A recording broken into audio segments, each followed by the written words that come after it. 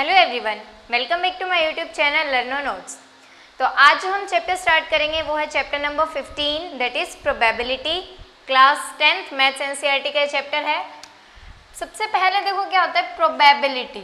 Chapter का name है probability. तो प्रोबेबिलिटी से क्या मीनिंग है? प्रोबेबिलिटी का अगर हम हिंदी में मीनिंग देखें तो इसका मीनिंग है संभावना। किसी भी चीज की क्या हो, संभावना कितनी है, उसे हम क्या बोल देते हैं, उसकी प्रोबेबिलिटी। अब प्रोबेबिलिटी निकालने का एक सिंपल सा फॉर्मूला है, आपने पहले भी क्लासेस में किया है। क्या होता है? फेवरेबल आउटकम्स या फिर कह लो number of favourable outcomes, number of favourable outcomes upon में number of total outcomes. Total outcomes बोलो या टोटल पॉसिबल आउटकम्स बोल सकते हो, यानी जितने आउटकम्स पॉसिबल हैं। अब इस फॉर्मूले का क्या मतलब है, ये फॉर्मूला कैसे है? मान लो आपके पास एक बैग है, इस बैग के अंदर आपके पास 5 बॉल्स हैं, टोटल 5 बॉल्स हैं, ठीक है। 2 बॉल्स कैसी हैं, ब्लैक कलर की, और 3 बॉल्स हम मान लेते हैं वाइट कलर की है, ठीक है। अब आपसे कोई पूछे कि आपको बिना देखे इस बैग के अंदर से एक बॉल निकालनी है, तो ये बताओ कि यहाँ से ब्लैक बॉल निकलने की कितनी संभावना है कि इसके अंदर से आप ब्लैक बॉल ही निकालोगे। ब्लैक बॉल की कितनी प्रोबेबिलिटी है, तो वो कैसे निकलेगी? फेवरेबल आउटकम अपॉन में टोटल आउटकम्स, यानी कि फेवरेबल कितनी है, ब्लैक बॉल्स कितनी है, 2, नंबर ऑफ ब्लैक बॉल्स, आपको कौन सी बॉल चाहिए, ब्लैक बॉल चाहिए, कितनी है, 2 हैं। टोटल बॉल्स कितनी है इसके अंदर, 5 है। टोटल बॉल्स कितनी है, 5। तो यहां से प्रोबेबिलिटी क्या हो जाएगी, probability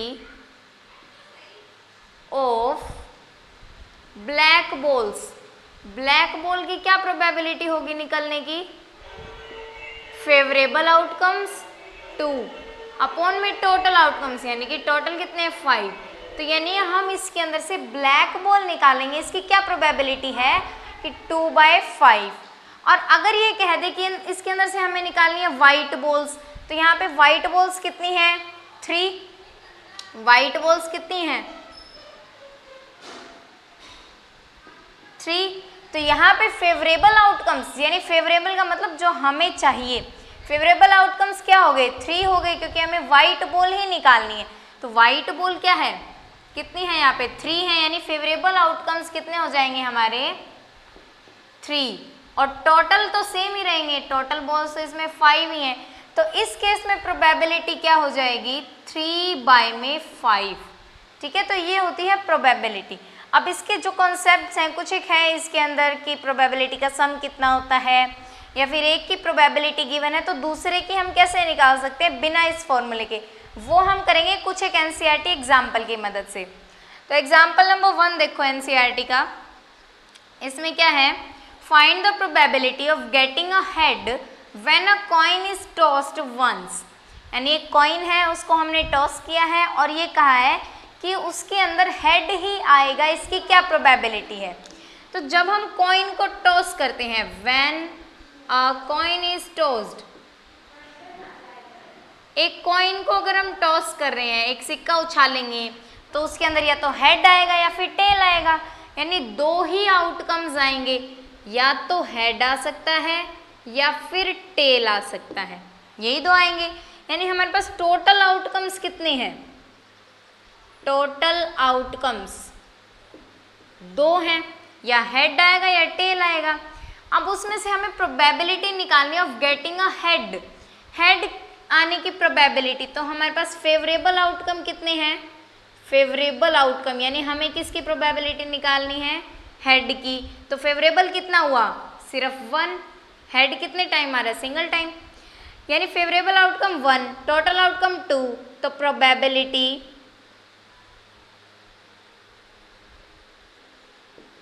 of getting head, head आने की प्रोबेबिलिटी क्या हो जाएगी, फेवरेबल आउटकम अपॉन में टोटल आउटकम यानी कि 2, तो इसकी प्रोबेबिलिटी क्या हो गई 1/2। अब ऐसे ही पूछा है also find the probability of getting a tail, tail की क्या प्रोबेबिलिटी होगी, तो टेल के केस में भी टोटल आउटकम्स तो 2 हैं, बट जो फेवरेबल आउटकम है वो क्या है, टेल है। फेवरेबल आउटकम वो कितना है यहाँ पे भी 1, इसको हम मान लेते हैं फर्स्ट पार्ट, इसको ले लिया सेकेंड पार्ट। सेकेंड पार्ट में फेवरेबल आउटकम कितना है 1, तो प्रोबेबिलिटी ऑफ गेटिंग टेल यानी टेल ही आए, इसकी प्रोबेबिलिटी भी कितनी होगी, फेवरेबल अपॉन में टोटल, यानी इसकी प्रोबेबिलिटी भी कितनी होगी 1/2 1/2। अब यहाँ से एक इम्पॉर्टेंट कंक्लूजन निकलता है कि जब भी हम, अब यहाँ पे हमने प्रोबेबिलिटी निकाली हेड की टेल की, तो टोटल प्रोबेबिलिटी कितनी होगी, हेड की प्रोबेबिलिटी और टेल की प्रोबेबिलिटी को अगर हम ऐड करते हैं तो टोटल प्रोबेबिलिटी कितनी आएगी। यहाँ से हम एक इम्पॉर्टेंट कंक्लूजन निकाल सकते हैं। क्वेश्चन तो यहीं पे फिनिश हो गया, बट यहाँ से एक कंसेप्ट आता है कि total probability of any event, किसी भी इवेंट की टोटल प्रोबेबिलिटी कितनी होती है। अब यहाँ से करके देखो, हेड की 1/2 थी, टेल की 1/2, ये क्या बन जाएगा 2/2, कैंसिल होके क्या आ जाएगा 1, यानी total probability of any event हमेशा क्या होगी 1 होगी। चाहे आप यहाँ पे 3 इवेंट्स ले लो, 4 इवेंट्स ले लो, 5 ले लो, 6 ले लो, टोटल जब हम उनका करेंगे तो क्या आएगा हमारे पास 1 आएगा। ठीक है, ये आपको याद रखना है। और एक बात और, probability of any impossible event, ऐसा इवेंट जो हो ही नहीं सकता, उसकी प्रोबेबिलिटी क्या होगी, ये यहां लिख लेते हैं, प्रोबेबिलिटी ऑफ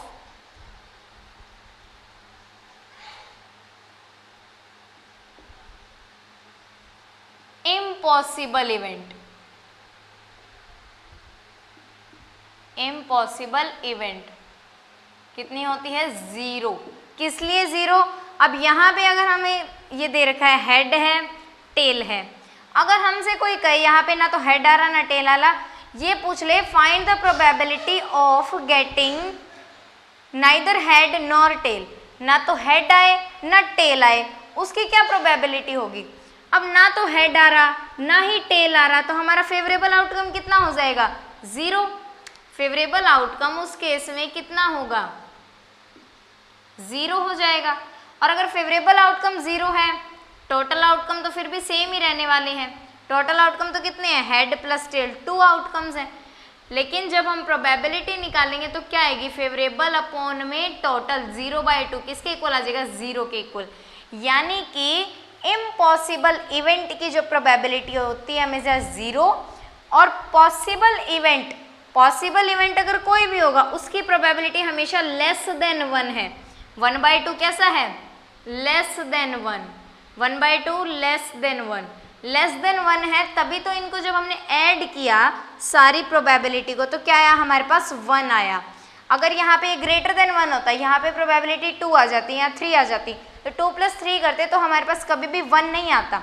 1 कब आएगा, जब जो इवेंट की प्रोबेबिलिटी है वो क्या हो, लेस देन 1 हो, तभी जब हम टोटल प्रोबेबिलिटी निकालेंगे उस इवेंट की तो क्या आएगी 1 आएगी। तो ये याद रखना है कि इम्पॉसिबल इवेंट की प्रोबेबिलिटी 0, पॉसिबल इवेंट की प्रोबेबिलिटी लेस देन 1, और टोटल प्रोबेबिलिटी इवेंट की कितनी होती है 1 होती है।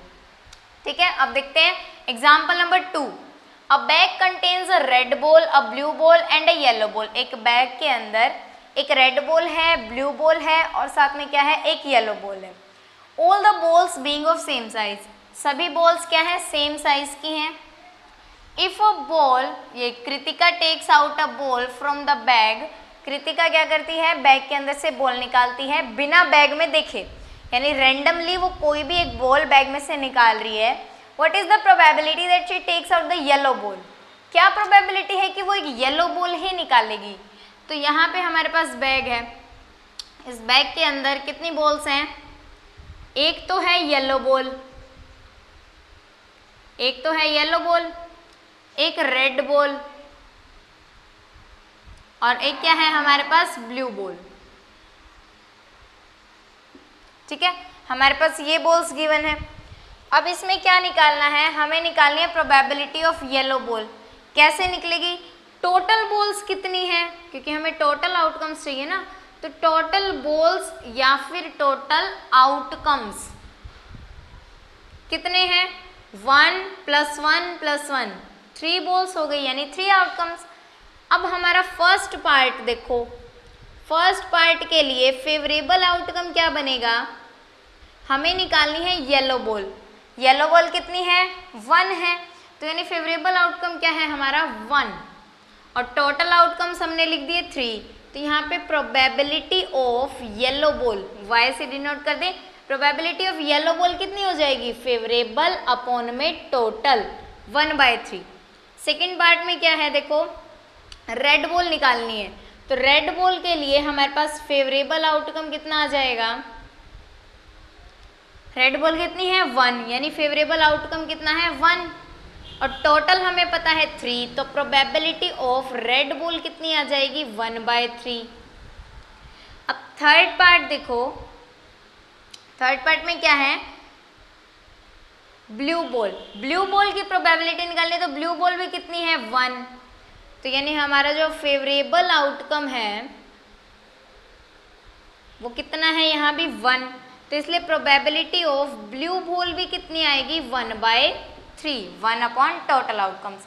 अब यहाँ से भी अगर हम देखें कि टोटल प्रोबेबिलिटी ऑफ इवेंट कितनी होगी, total probability of an event, event का मतलब होता है कि हम जिसके अंदर से जो भी प्रोबेबिलिटीज उसके अंदर से आ सकती हैं उस इवेंट के अंदर से। इवेंट का मतलब है कि क्या कर रहे हैं हम, जैसे बैग में से बॉल से निकाल रहे हैं तो वो एक event. Total probability of event किसके इक्वल आएगी, टोटल करके देखो इनका 1/3 + 1/3 + 1/3, तो ये किसके इक्वल हो जाएगा 3/3, और कैंसिल हो गए क्या आ जाएगा 1। ठीक है, ये बात याद रखनी है, टोटल प्रोबेबिलिटी ऑफ इवेंट क्या होती है 1 होती है, और चाहे इवेंट 1 हो 2 3 4 5 कितने भी हमारे पास हो, इनकी टोटल जब भी हम करेंगे तो 1 आएगा। ठीक है, ये क्लियर हुआ। अब हम कुछ और एग्जाम्पल्स करेंगे जिनसे रिलेटेड फिर हम कुछ नए कंसेप्ट सीखेंगे। तो अब देखते हैं example number 3, suppose we throw a dice once, what is the probability of getting a number greater than 4। यानी जो हम डाइस, लूडो में डाइस यूज करते हैं जिसके ऊपर कितने नंबर लिखे होते हैं 1 2 3 4 5 6 लिखे होते हैं, ये इस तरीके से क्यूब की शेप में हम क्या यूज करते हैं डाइस, कहीं पे 1 होता है, कहीं 2 होता है, कहीं पे इस पे क्या होता है 3 भी होता है, पिछली तरफ 4 5 6, तो यानी कि इसके ऊपर 1 to 6 नंबर लिखे होते हैं, 1 to 6 नंबर्स। अब हमसे पूछा है what is the probability of getting a number greater than 4। तो फर्स्ट पार्ट, अब यहाँ पे एक बात तो क्लियर है कि टोटल आउटकम्स कितने होंगे, टोटल आउटकम्स डाइस के ऊपर 1 to 6 नंबर है, इससे ज्यादा तो नंबर नहीं हो सकते डाइस पे, यानी टोटल आउटकम्स तो 6 हैं। अब पूछ रहे हैं कि what is the probability of getting a number greater than 4, तो नंबर्स ग्रेटर देन 4 इसकी क्या प्रोबेबिलिटी है। अब 4 से बड़े नंबर आने की क्या प्रोबेबिलिटी है, अगर हम एक डाइस को थ्रो करते हैं तो 4 से बड़े कौन कौन से नंबर होंगे 5 और 6, यानी कि नंबर्स ग्रेटर देन 4 कितने हैं 5 है और 6 है। तो फेवरेबल आउटकम क्या हो गया हमारा, फेवरेबल आउटकम्स कितने हो गए, फेवरेबल आउटकम 5 आ सकता है 6 आ सकता है, बाकी तो कुछ नहीं आएगा क्योंकि ग्रेटर देन 4 में तो 5 आएगा या फिर 6, तो यानी total number of favourable outcomes कितने हो गए 2, टोटल आउटकम्स कितने हैं 6, प्रोबेबिलिटी कितनी हो जाएगी, probability of getting number greater than 4, ये ग्रेटर देन 4 का साइन लगाते हैं, probability of getting a number greater than 4 कितने होंगे greater than 4, favourable outcomes upon में टोटल आउटकम्स, यहाँ पे फॉर्मूला लिखा हुआ है फेवरेबल अपॉन में टोटल आउटकम, तो हम डायरेक्ट लिख देते हैं फेवरेबल अपॉन टोटल, कैंसिल हो गए 1 3, ये क्या आ जाएगा 1/3, ये किसकी प्रोबेबिलिटी आ गई नंबर ग्रेटर देन 4 की। अब सेकंड पार्ट में हमसे पूछा है what is the probability of getting a number less than और equal to 4? Numbers less than और इक्वल टू 4 कौन कौन से होंगे? इक्वल टू 4 में 4 आ गया और उससे लेस भी, यानी 3, 2, 1। डाइस में तो यही नंबर आ सकते हैं 1, 2, 3, 4। यानी नंबर ऑफ फेवरेबल आउटकम्स कितने हो गए? नंबर ऑफ फेवरेबल आउटकम्स कितने हो गए? 1, 2, 3, 4, यानी 4 हो गए हमारे नंबर ऑफ फेवरेबल आउटकम्स। तो यहाँ से हमारी प्रोबेबिलिटी ऑफ, किसकी probability of getting a number less than और इक्वल टू 4, लेस देन और इक्वल टू, लेस देन और इक्वल टू 4 कितनी हो जाएगी? फेवरेबल आउटकम्स यानी 4 अपॉन में टोटल आउटकम यानी 6। तो 2 2 जा 4, 2 3 जा 6, यानी 2/3 हो जाएगी इसकी प्रोबेबिलिटी। ठीक है, तो ये हो गया हमारा एग्जाम्पल नंबर 3। अब यहाँ से कंक्लूजन क्या निकाल सकते हो? यहाँ से हम एक फॉर्मूला और निकाल सकते हैं, जैसे हमने पहले किया है कि टोटल प्रोबेबिलिटी कितनी आएगी इवेंट की, या फिर इम्पॉसिबल इवेंट की कितनी आएगी, पॉसिबल इवेंट की कितनी आएगी। तो ऐसे यहाँ से हमारे पास क्या इंपॉर्टेंट बात आती है? Probability of an event plus not the probability of an event is equal to 1। क्या मतलब हुआ स्टेटमेंट का? कोई इवेंट है उसकी प्रोबेबिलिटी, जैसे कि हमने ये किया, फर्स्ट केस लिया, नंबर ग्रेटर देन 4 की हमारे पास प्रोबेबिलिटी क्या आई है? 1/3। तो प्रोबेबिलिटी ऑफ एन इवेंट 1/3। अगर हम यहाँ पे ये बोलते कि not getting a number greater than 4, यानी यहाँ पे ये कह दिया जाता है कि जो हमारा फेवरेबल आउटकम है वो क्या है? नंबर नॉट ग्रेटर देन 4, यानी ऐसा नंबर आए जो 4 से बड़ा ना हो, 4 से बड़ा ना हो। यानी कौन कौन से नंबर आए? 1, 2, 3, 4। हमसे इनडायरेक्टली पूछ लिया कि जो 4 से बड़ा ना हो। 4 से बड़ा कौन नहीं होगा? यही चारों नंबर नहीं होंगे। तो यानी 4 से बड़ा ना हो, ना होने की प्रोबेबिलिटी, एक तो उस इवेंट की होने की प्रोबेबिलिटी कि नंबर ग्रेटर देन 4, तो वो तो कितनी है? 1/3। और उसके ना होने की प्रोबेबिलिटी कितनी है? 2/3। सेम ही बात है अगर मैं कह दूं कि नंबर्स नॉट ग्रेटर देन 4, या फिर मैं बोल दूं कि नंबर लेस देन 4 या इक्वल टू 4, तो उसके ना होने की प्रोबेबिलिटी कितनी है? 2/3। और किसके इक्वल होती है? ये हमेशा 1 के इक्वल। ऐड करके देख लो, ये आ जाएगा 3/3, कैंसिल हो गया, क्या आएगा? 1। अब यहाँ से हम इसको एज अ फॉर्मूला यूज करते हैं कि probability of an event plus not the probability of event is equals to 1। यानी अगर कभी हमें दे रखा हो कि एक इवेंट की प्रोबेबिलिटी, अब तो हमने कंप्लीट निकाला, ये फिर से निकाला, हम यहाँ पे डायरेक्ट कर सकते थे कि प्रोबेबिलिटी ऑफ एन इवेंट कितनी है यहाँ पे? 1/3। और नॉट एन इवेंट हम डायरेक्ट क्या कर देते? 1 minus probability of an event. तो वो हमारे पास क्या आ जाती है? अब यहाँ पे देखो, probability of an event plus not the probability of an is equals to 1। तो अगर हमसे पूछ ले कि what is the probability of getting a number not greater than 4, जो 4 से बड़ा ना हो, यानी not the probability of P E पूछ लिया, तो हम क्या लिख सकते हैं इसको? 1 माइनस, ये प्रोबेबिलिटी ऑफ इवेंट उधर जाके माइनस हो जाएगा, 1 minus probability of an event, और यहाँ पे क्या आ जाएगी? इसको इरेज कर दे, यहाँ क्या आ जाएगी? Not the probability of an event. ठीक है, यहाँ से अगर आपको पूछ ले कि प्रोबेबिलिटी ऑफ इवेंट कितनी है, तो आप इसको नॉट द प्रोबेबिलिटी को उस तरफ ले जाओ, या नॉट प्रोबेबिलिटी पूछ ले तो इसको उधर ले जाओ। यानी कि ये जो क्वेश्चन, ये जो पार्ट था, इस पार्ट को हम क्या भी बोल सकते हैं? इन्होंने तो बोल दिया कि नंबर लेस देन और इक्वल टू 4, लेकिन इसको हम क्या बोल सकते हैं? नंबर नॉट ग्रेटर देन 4, यानी वो नंबर 4 से बड़ा नहीं होना चाहिए। 4 से बड़ा नहीं होगा तो ऑब्वियस सी बात है कि वो 4 से छोटा होगा या 4 के इक्वल होगा। तो हम उसको कैसे निकाल सकते थे? ऐसे भी निकाल सकते थे कि हमने प्रोबेबिलिटी ऑफ इवेंट तो निकाल ली 1/3, प्रोबेबिलिटी ऑफ इवेंट हमने क्या निकाल ली? 1/3, 1 माइनस 1/3, यहाँ वैल्यूज पुट कर देंगे, तो not probability of that event कितनी आ जाती है हमारे पास?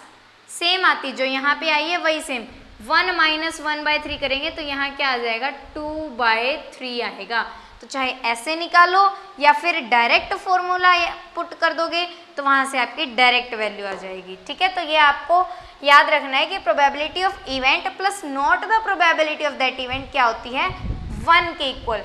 एक बात और है इसके अंदर कि जो प्रोबेबिलिटी होती है किसी भी इवेंट की, किसी भी पॉसिबल इवेंट की प्रोबेबिलिटी हमेशा कैसी होती है, या तो वो 0 से बड़ी होगी, क्योंकि पॉसिबल है वो इवेंट पॉसिबल है तो यानी कि उसकी प्रोबेबिलिटी 0 से बड़ी होगी।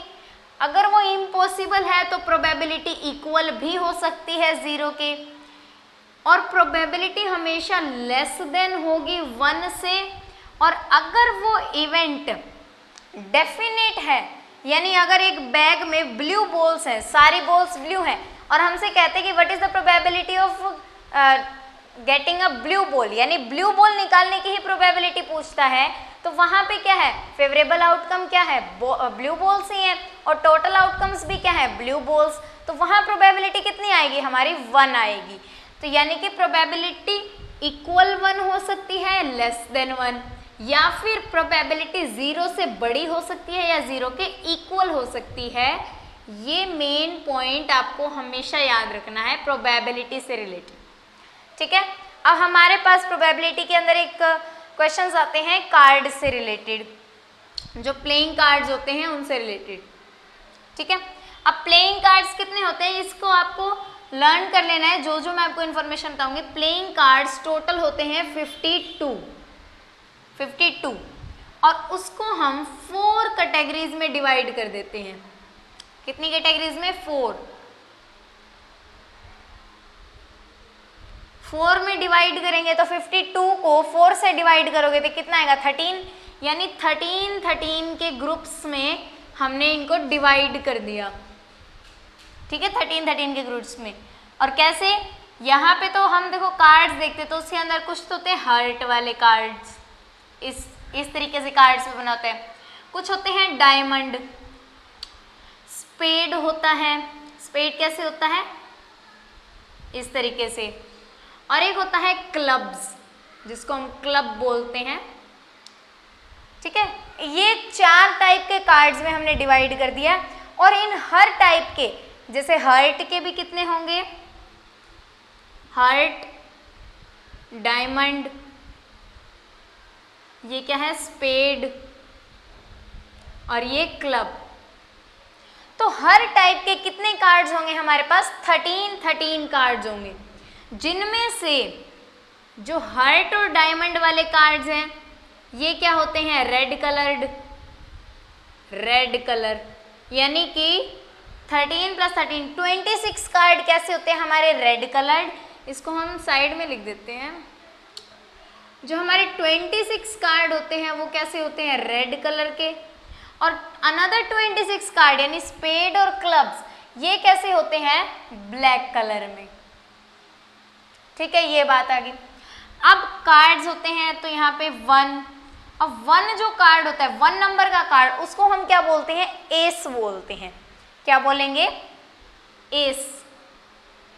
ठीक, आगे जितने भी हैं जैसे 13 डायमंड के अंदर भी एक एस होगा, स्पेड का भी एस होता है और क्लब्स का भी एस होता है।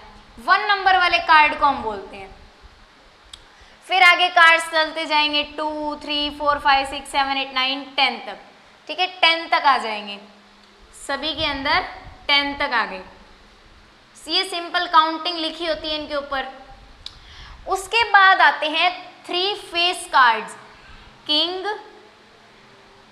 क्वीन और जैक। ऐसे ही सेम डायमंड के भी किंग, क्वीन और जैक, सेम यहाँ किंग, क्वीन और जैक। और ये कैसे होते हैं फेस कार्ड्स, यानी कि इनके ऊपर पिक्चर होती है, इसलिए हम इनको बोलते हैं फेस कार्ड्स। ये क्या है हमारे फेस कार्ड्स हैं। तो टोटल फेस कार्ड्स कितने हो गए 3, 3, 3, 3। 3 4 जा 12, यानी 12 फेस कार्ड्स हमारे पास होते हैं टोटल। अगर इसमें से ये पूछ ले कि रेड फेस कार्ड कौन से हैं, तो रेड वाले कौन से होंगे, हार्ट और डायमंड, यानी कि 6। ब्लैक फेस कार्ड यानी कि 3 3 6। अब इसके अंदर से अगर कोई ये पूछ ले कि हर्ट का फेस कार्ड कितने होंगे, हर्ट के फेस कार्ड तो होंगे 3, डायमंड के फेस कार्ड 3, स्पेड के 3। अगर हमसे ये पूछ ले टोटल नंबर ऑफ एस कितनी है, तो क्या बताएंगे हम, 4 एस। अगर पूछ ले रेड एस कितनी है, तो 2 है, ब्लैक एस 1 + 1 2। तो आपको ये जो चार्ट है ये आपको लर्न करना है अगर आप कोई भी कार्ड से रिलेटेड क्वेश्चन सॉल्व करना चाहते हो तो हम इसका एग्जाम्पल नंबर 4 देखते हैं जो कार्ड से ही रिलेटेड है। 1 card is drawn from a well shuffled deck of 52 cards, calculate the probability that the card will be an ace. यानी कि टोटल कार्ड्स कितने दे दिए हमें, टोटल कार्ड्स अगर ना भी दिए हो तो भी हमें पता है टोटल कार्ड्स कितने होते हैं, 52। तो फर्स्ट हमसे प्रोबेबिलिटी पूछ रहा है बी एन एस। प्रोबेबिलिटी हम एक कार्ड निकालें उस वेल शफल डेक के अंदर से, तो क्या प्रोबेबिलिटी होगी कि उसके अंदर से एक एस ही निकलेगा। तो फेवरेबल आउटकम कितना है हमारा, फेवरेबल आउटकम, फेवरेबल आउटकम क्या है, एस है। अब यहाँ पे कुछ नहीं लिखा रेड एस या फिर ब्लैक एस या फिर हर्ट का, डायमंड का, ऐसा कुछ नहीं गिवन। तो हम लेंगे टोटल एस जितने भी होते हैं। तो एस पूछा है तो काउंट करो 1 2 3 4, 4 एस होते हैं और टोटल कार्ड्स कितने हैं, 52। तो प्रोबेबिलिटी ऑफ एस, एस की प्रोबेबिलिटी कितनी हो जाएगी, फेवरेबल अपॉन में टोटल, कैंसिल हो गए, 4 1 जा 4, 4 1 जा 4, 4 3 जा 12, ये प्रोबेबिलिटी आ गई 1/13, यानी प्रोबेबिलिटी ऑफ एस कितनी आ गई, 1/13। अब सेकंड पार्ट देखो क्या है, not be an ace. First part क्या था कि वो एस आए, नॉट बी एन एस का क्या मतलब है कि उसके अंदर हम कार्ड निकाले तो वो एस को छोड़ के कुछ भी आ जाए, एस को छोड़ के कुछ भी आ जाए, यानी नॉट बी एन एस की प्रोबेबिलिटी। तो अभी हमने यहाँ किया था probability of an event plus not the probability of that event किसके इक्वल होती है, 1 के इक्वल, यानी प्रोबेबिलिटी ऑफ एस कि एस आए plus not the probability of S किसके इक्वल होगी, 1 के इक्वल होगी। तो एस की प्रोबेबिलिटी हम निकाल चुके हैं 1/13 plus not probability of S 1 के इक्वल।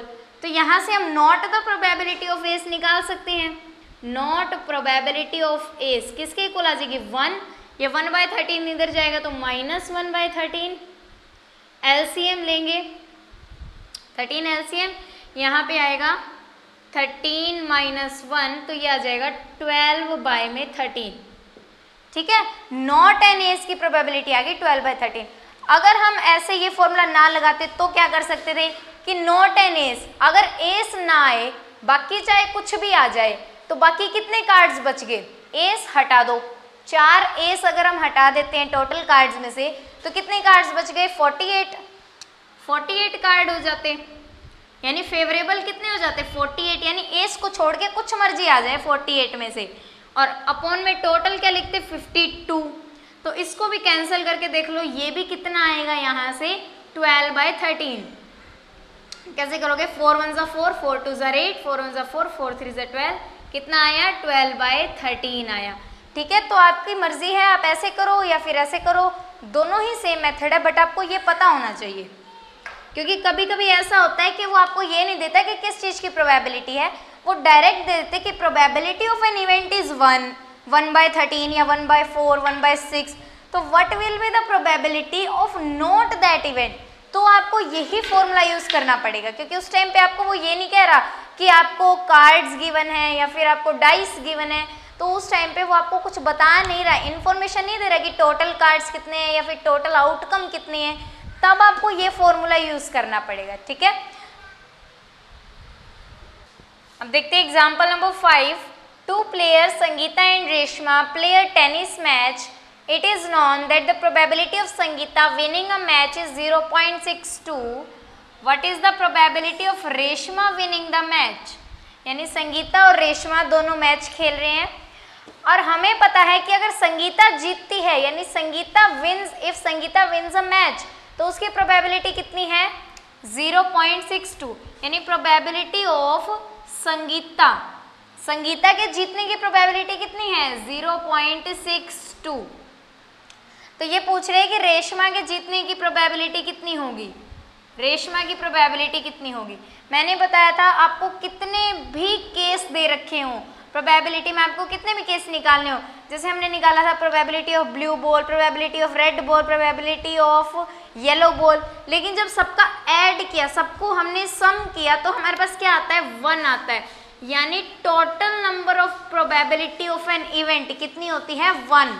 यानी अब यहाँ पे भी एक इवेंट है, यानी मैच हो रहा है, मैच के अंदर क्या करना है, या तो संगीता जीत सकती है या फिर रेशमा, तो 2 ही प्रोबेबिलिटी होंगी, या तो संगीता जीतेगी या फिर रेशमा के जीतने की प्रोबेबिलिटी होगी। दोनों की प्रोबेबिलिटी का सम कितना होगा 1 होगा। ठीक है, ये बात याद रखनी है। कुछ एक पॉइंट्स हैं जो आपको लर्न रखने हैं, बाकी ये क्वेश्चंस काफी इजी हैं। Probability of Sangeeta plus probability of Reshma 1 होगा।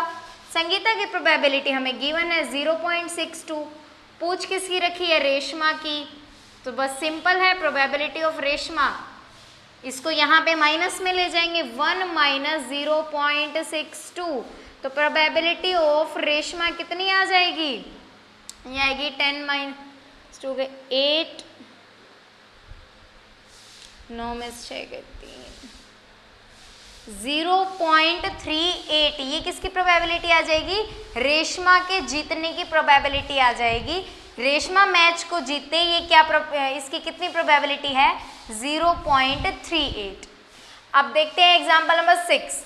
Savita and Hamida are friends, what is the probability that both will have different birthdays, और सेकंड है द सेम बर्थडे।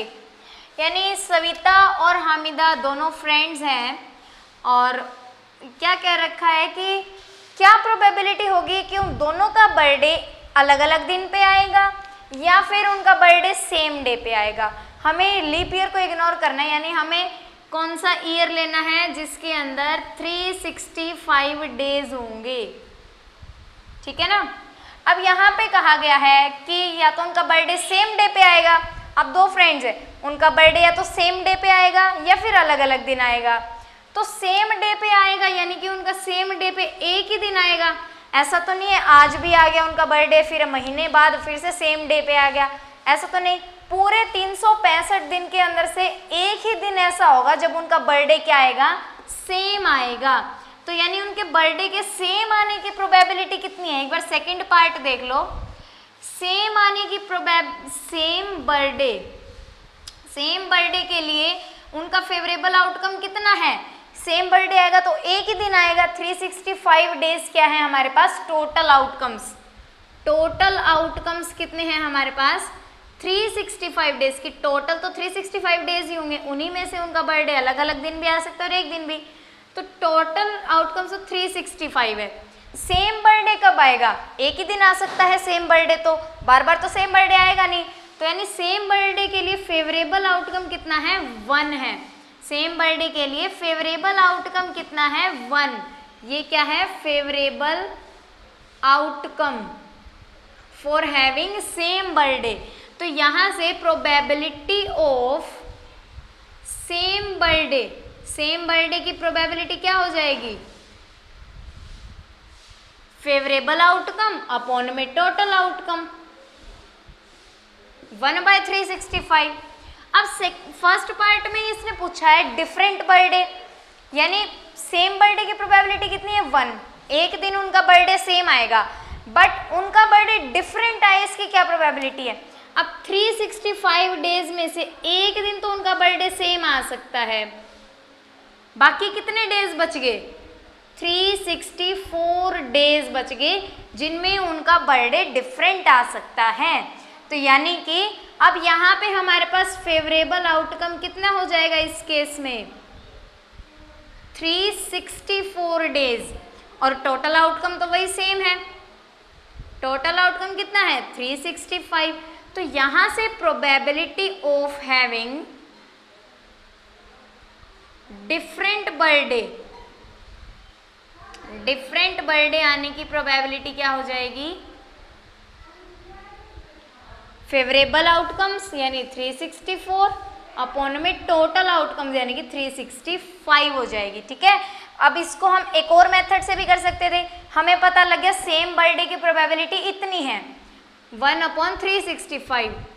तो सेकंड पार्ट में हमें क्या पूछा हुआ है कि डिफरेंट बर्थडे यानी कि सेम बर्थडे की प्रोबेबिलिटी ये है, बर्थडे सेम ना आए, बर्थडे सेम ना आए, not having the same birthday यानी probability of an event plus not that event, यानी कि एक तो प्रोबेबिलिटी कि बर्थडे सेम आ सकता है और एक बर्थडे सेम नहीं आ सकता। क्या मतलब, डिफरेंट आ सकता है। तो उनका सम कितना होता है 1। अब सेम आने की प्रोबेबिलिटी हम निकाल चुके थे 1/365। तो यहाँ से प्रोबेबिलिटी ऑफ डिफरेंट बर्थडे हम इस फॉर्मूले का यूज करके भी निकाल सकते थे। कैसे आ जाती, नॉट प्रोबेबिलिटी ऑफ इवेंट क्या आता, 1/1 - 365 और ये आ जाता 364 अपॉन में 365 के इक्वल। दोनों में आंसर सेम आता, आपकी मर्जी, आप चाहे वो यूज करो या फिर ये यूज करो। ठीक है, तो ये था हमारा इंट्रोडक्शन एक्सरसाइज 15.1 का। अभी भी इसके अंदर कुछ कंसेप्ट्स हैं, जैसे कि हम कई बार डाइस को ट्वाइस ड्रॉ करते हैं। अभी जो हमने क्वेश्चंस किए उनके अंदर हमने एक ही डाइस को थ्रो किया था।